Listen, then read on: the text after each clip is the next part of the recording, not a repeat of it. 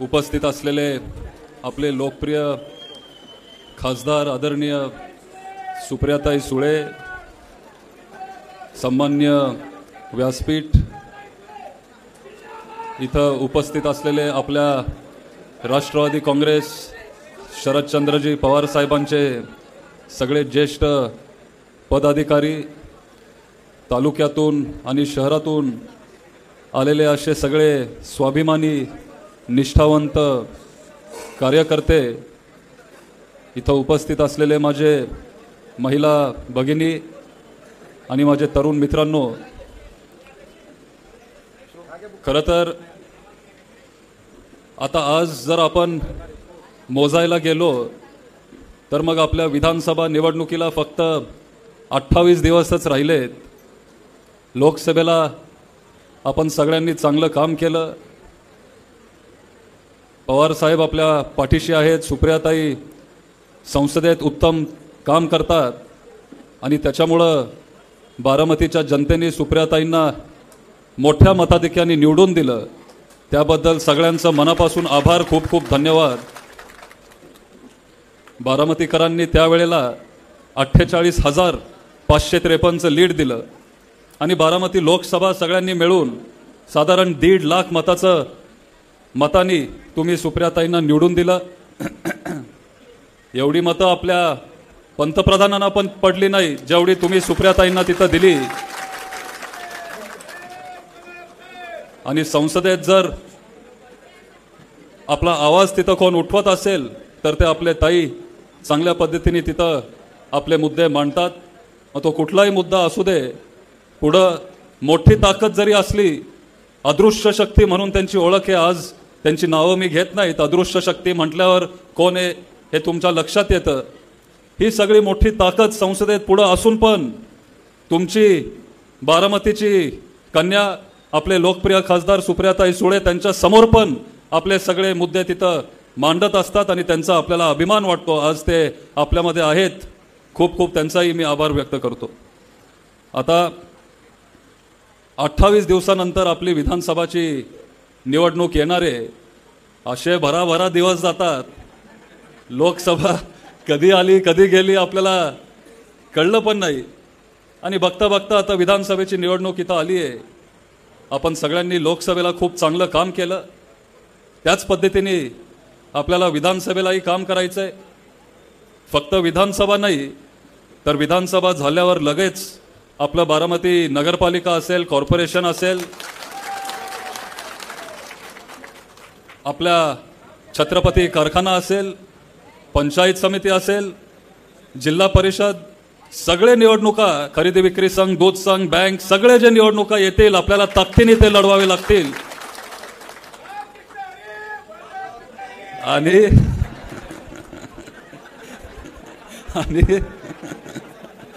आणि पवार साहेबांच्या विचाराचे उमेदवार आपल्याला इथं सगळीकडे निवडून द्यायचे. मग फक्त विधानसभा नाही तर इथं सगळीकडे आपल्याला स्वच्छ प्रतिमेचे चेहरे पुढे आणायचेत. नवीन युवकांना, युवतींना आपल्याला संधी द्यायची आहे. ज्यांची निवड जनतेतून होईल, लोकशाही पद्धतीने आपल्याला नवीन लोकांना पुढे आणायचं आहे. आणि पवार साहेबांचे विचार, पुरोगामी विचार, शिवशाहू फुले आंबेडकर साहेबांचे विचार आपल्याला ह्या तालुक्यामध्ये आणि ह्या राज्यामध्ये टिकवायचेत, जपवायचेत आणि पुढे न्यायचेत. आणि ह्याच्यासाठी खरं तर आपण सगळे इथं एकत्र आलोय, आपण इथं काम करतोय. खरं तर पुढची ताकद पण काही कमी नाहीये. लोक पवार साहेबांच्या पाठीमागे आहेत आणि पवार साहेब आपल्या सोबत आहेत. त्याच्यामुळं आपलं वातावरण आज सकारात्मक आहे. आपण सगळे खूप कष्ट घेतोय. SN बापूंनी, आपले अध्यक्ष, त्यांनी आता त्यांच्या भाषणात उल्लेख केला.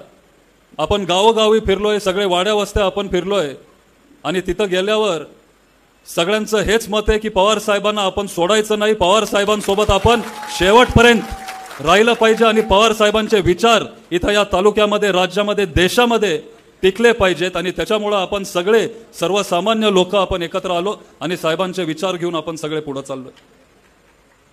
पण हे करत असताना पुढं अदृश्य शक्ती आहे, काही लोक म्हणतात महाशक्ती आहे, खूप मोठी ताकद आहे.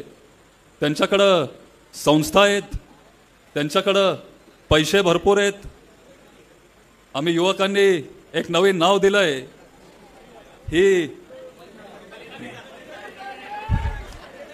ही गँग पण त्यांच्या सोबत आहे. आणि त्याच्यामुळं मित्रांनो, ही पुढची लढाई काही सोपी नसणार आहे. वातावरण चांगलं आहे, लोक आपल्या पाठीशी आहेत. जिथं कुठं आपण जातोय, फक्त तालुक्यातच नाही तर अख्ख्या राज्यात तुतारी वाजणारे. पण आपल्याला घाळ राहून चालणार नाही, आपल्याला निवांत राहून चालणार नाही. आपण लोकसभा जिंकलो, त्याच्यामध्ये श्रेय पवार साहेबांचं आहे, सुप्रियाताईंचं आहे आणि आपल्या सगळ्यांचं आहे. आपली सुरुवात टॉप पासून झाली, म्हणजे लोकसभापासून. आता आपण विधानसभेला आलोय, आपल्याला खालती येत राहायचंय आणि हे सगळे संस्था आपल्याकडे घ्यायचे आहेत. पण आपले ज्येष्ठ मार्गदर्शक सतीश मामा खोमणे ते पण आपल्याबरोबर फिरतात, माझ्याबरोबर सगळीकडे फिरताय. तुम्ही सगळ्यांनी त्यांना पण बघितलंय.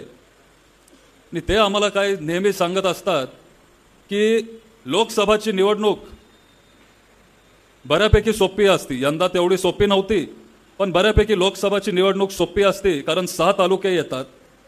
पण सगळ्यात अवघड ही ग्रामपंचायतची निवडणूक असते, सगळ्यात अवघड. कारण आपला स्पेस एकदम कमी होतो.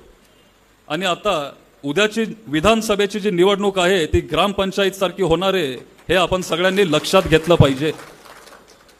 आपण ह्याच्या आधी बूथ मीटिंग घेतलेत, परत एकदा आपण बूथ मीटिंग घेऊ. नवीन आता जे मतदार याद्या जाहीर झालेत हे आम्ही तुमच्याकडे पाठवू. ग्रामपंचायत सारखं आपल्याला तिथं मतदार बघावे लागतील. जर कोण बाहेरगावी राहत असेल तर त्यांची यायची सोय आपल्याला करावी लागेल. जे ज्येष्ठ असतील, वयस्कर असतील, अपंग असतील, त्यांचा हात धरून आपण त्यांना तिथं आणलं पाहिजे. आणि पक्षाकडून तुमच्यासाठी सगळी सोय केली जाईल. फक्त आपल्याला तिथं कष्ट घ्यावे लागतील. आपल्याला पुढच्या महिन्यात खूप संघर्ष करावा लागणार आहे. हा पुढचा काळ संघर्षाचा आहे, एवढं सोपं पण नसणार आहे. खूप काम करावं लागणार आहे. घर टू घर आपल्याला जावं लागणार आहे. होम टू होम जाऊन आपल्याला प्रचार करावा लागणार आहे. आणि आपले पवार साहेबांचे विचार, आपल्या पक्षाचे विचार, ताईंचे विचार आपल्याला सगळ्यांपर्यंत पोचवावे लागणार आहेत. आणि ह्या पद्धतीने आपल्याला तिथं काम करावं लागणार आहे. तर परवा मी वाकी गावात गेलेलो, तिथं आपले कार्यकर्ते हनुमंतराव आहेत, त्यांनी चांगल्या पद्धतीने तिथं प्रचार सुरू केलाय. तुम्ही अनेक लोकांनी त्या पद्धतीने प्रचार केलाय. पण जर गावामध्ये जर 500 घरं असतील आणि आपले 25-30 कार्यकर्ते असतील तर मग सगळ्यांना 20-25 घरं द्या. आपलं जे पॅम्पलेट येईल ते तिथं जाऊन वाटा आणि घर टू घर आपण तिथं गेलं पाहिजे. जे काही त्यांच्या अडचणी असतील ते आपण समजून घेतले पाहिजेत. मी दर मंगळवारी तुम्हाला सगळ्यांना इथं भेटत असतो. प्रचार दौऱ्याच्या निमित्त परत एकदा तुमच्या गावामध्ये मी येणार आहे. ते अडचणी तिथं आल्यावर तुम्ही मला सांगता, ते आपण मार्गी लावतो. किंवा कनेरीला पण सकाळी तुम्ही मला येऊन भेटता. असं आपल्याला लोकांची कामं करावी लागतील. जे आपण आत्ता करू शकतो ते आपण लवकर करतोय, लवकर करू. ज्याला थोडा वेळ लागतो, शासनाची ताकद लागती, ती कामं 1 महिन्यानंतर आपण करू. कारण महाराष्ट्रामध्ये पवार साहेबांचंच सरकार येणार आहे. पण आपल्याला कष्ट घ्यावे लागतील. आणि बारामतीमध्ये पण तुतारी आपण सगळ्यांनी वाजवली पाहिजे. आणि ह्या पद्धतीने आपण सगळ्यांनी काम करायचंय, पुढे जायचंय. काही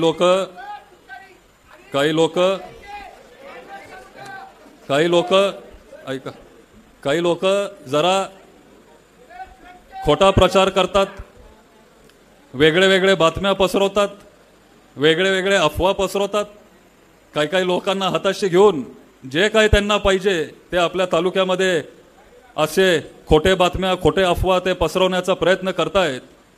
मला तुम्हाला सगळ्यांना आज सांगायचंय, तुम्ही अजिबात त्या लोकांचं ऐकू नका. त्याच्यामध्ये अजिबात काही तथ्य नाहीये. पवार साहेबच इथून उमेदवार देणार आहेत आणि चांगल्या पद्धतीने ताकदीने आपल्याला इथं लढायचंय आणि पवार साहेबांचं काम आपल्याला सगळ्यांना करायचंय. जे काही खोटे मेसेजेस आता हे जे आपले विरोधक आहेत ते कुठल्याही पातळीवर जातील. लोकसभेला त्यांनी तुम्हाला सगळ्यांना ट्रेलर दाखवलाय, विधानसभेला पिक्चर दाखवतील. त्याच्यामुळे तयार राहा. साम दाम दंड भेद हे सगळं आम्ही पूर्वी पिक्चरमध्ये बघायचो, पण आता आपल्याला लोकसभेला त्यांनी सगळ्यांनी दाखवून दिलं. विधानसभा पण काही वेगळी नसणार आहे. त्याच्यामुळे सगळ्यांनी तयार राहावा, चांगलं काम करा आणि आज मी तुम्हाला सगळ्यांना इथं शब्द देतो, जर तुमच्या केसाला पण जर धक्का कोणी दिला तर आम्ही सगळे इथं आहोत. आणि ठामपणे सुप्रियाताई असतील, आम्ही सगळेच तुमच्या पाठीमागे आहे. त्याच्यामुळं अजिबात तुम्ही कुठं घाबरू नका किंवा त्यांच्या दबावाच्या खालती येऊ नका. आपण चुकीचं काय केलं नाहीये. आपण पवार साहेबांसोबत राहिलो, जिथं होतो आज पण आपण तिथं आहे. आपण सत्याची बाजू निवडली आहे. त्याच्यामुळे लढाईची ताकद आज आपल्यामध्ये तुमच्यामध्ये ती आहे. तीच ताकद तुम्ही ठेवा आणि त्याच ताकदीने तुम्ही इथून पुढे लढा. आता एक महत्त्वाचं म्हणजे 2 महिन्यासाठी ह्या लोकांनी योजना आणली, लाडकी बहीण योजना. 2 महिन्यासाठी योजना आणली, आता त्यांनी बंद पण केली. 1500 रुपये त्यांनी दिले, चांगली गोष्ट आहे. मी स्वतः काही बहिणींचे फॉर्म भरलेत. त्याच्यामुळे पैसे तुम्ही घ्या, पैसे सोडू नका. कारण हे काय त्यांचे पैसे नाही आहेत, आपलेच पैसे गोल गोल फिरवून ते आपल्याला परत देत आहेत. हे आपण सगळ्यांनी घर टू घर जाऊन सगळ्यांना सांगितलं पाहिजे. बारामतीतले महिला हुशार आहेत, आमचे बहिणी सगळे सुशिक्षित आहेत. त्याच्यामुळं जे योग्य आहे अयोग्य आहे, जे चांगलं आहे वाईट आहे, तुम्हाला सगळ्यांना कळतं समजतं. पण ठराविक काही महिला असतील, तुम्ही ग्रुप बनवा, 4-5 महिलांचं ग्रुप बनवा आणि सगळ्या गावांमध्ये तुम्ही तिथं महिलांच्या बैठका घ्या आणि त्यांना तुम्ही सांगा, हे जे खोटं नॅरेटिव्ह त्यांनी तिथं सेट केलंय हे आपल्याला मोडून काढायचंय. अनेक गोष्टी ते आपल्याला देणार होते पण काही दिलं नाही. 10 वर्षापूर्वी 15 लाख रुपये मिळणार होते, आज पण मी थांबलोय, ते 15 लाख रुपये काही मिळाले नाही. आता ही योजना त्यांनी आणली आहे, पैसे घेतले पाहिजेत. पण 1500 रुपये त्यांनी आपल्याला दिले, पण 100 रुपयाचा स्टॅम्प पेपर त्यांनी 500 रुपयावर नेला. तेलाचा डब्बा 500 रुपयांनी वाढवला. डाळी, खोबरं, गॅस सिलेंडर, वीज, मोबाईल रिचार्ज सगळं त्यांनी वाढवलं. आणि 2 महिन्यानंतर त्यांनी ही योजना आता बंद केली. पण जो 100चा स्टॅम्प 500वर गेला तो कमी झाला का? तेलाचा डब्बा जो 500 रुपयांनी वाढवला तो परत त्यांनी कमी केला का? महागाई ही वाढत चालली आहे, पण ही योजना आता त्यांनी तिथं थांबवली. आणि जास्त आता मी बोलत नाही, तुमच्या ते लक्षात येईल, दिवाळी काही 7-8 दिवसावर आली आहे.